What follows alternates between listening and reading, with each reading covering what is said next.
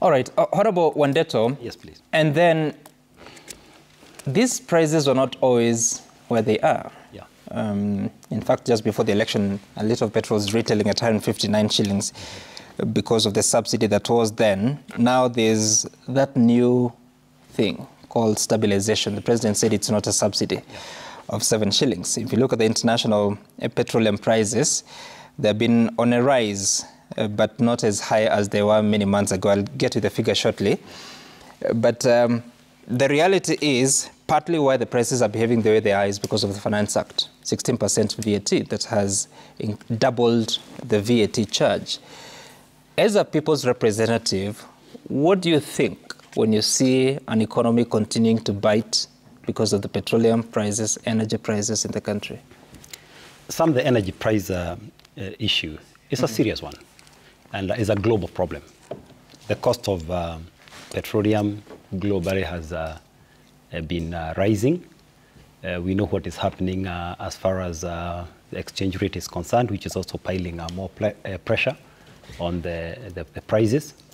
And what basically the government did on the stabilization was to use the fuel levy, that fuel development fund, to basically give some temporary cushioning. But what I cannot say on this show is that we cannot guarantee that prices will not keep going up, because these are international prices. Government may step in once in a while, from this fund. I don't know how much this fund is. I think it was said to be about 6 billion or something. It will probably get exhausted. I don't think we are keen to go back to subsidies.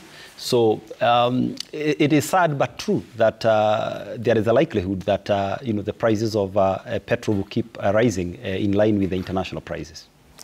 Yes, which let me just look at them now, because as of, what is this? As of, is it August, or which month is this? So the evolution of international plat prices, this is per metric ton. In August 2022, super petrol was $920 per metric ton. Yep. In June 2023, it was $818. It was lower in May because it was $785. In July, it was $880. Compare that to June of $818. That's an increment of about $62. And now they're saying it will go up again. So the prices keep rising. There's nothing that can be done, especially for consumers? I think what we need to do, Sam, is to see, because the cost of energy obviously is a key input in terms of the overall cost of living. We do not have our own, petroleum, but we have our own other energy sources. We have just been discussing here that now the country has about 87% of renewable energy, which is a very, very good thing. And some of the things that we are using petrol for, we can be able to transition to use of electricity.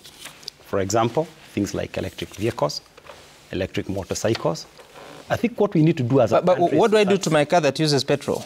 Sam, I'm just trying to give a solution. You've asked me for a solution. I said I don't have a magic bullet today. What I'm talking about, Honorable Wandeto, just hold on. I'm talking about we're in August. Yes.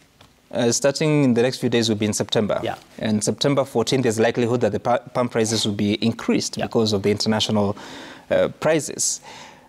You don't sell your car and buy an electric immediately. So in the meantime, apart from this stabilization fund, which may not be sufficient to meet the entire cost of reduction of prices that the government doesn't want to call a subsidy, nothing more, knowing that there are certain taxes that are going to fuel? Some we have already, crossed the Rubicon, as they say, as far as taxes is concerned.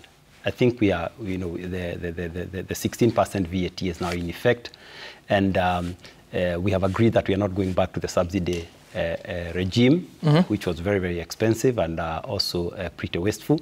So I think what we now need to do is basically face the situation as it is.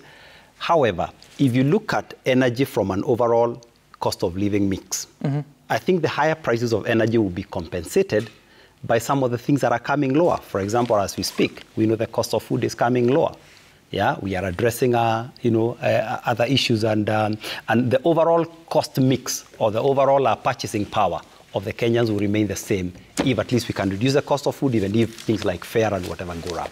But I do not want to sit in this show and promise that... what cost of food is coming down?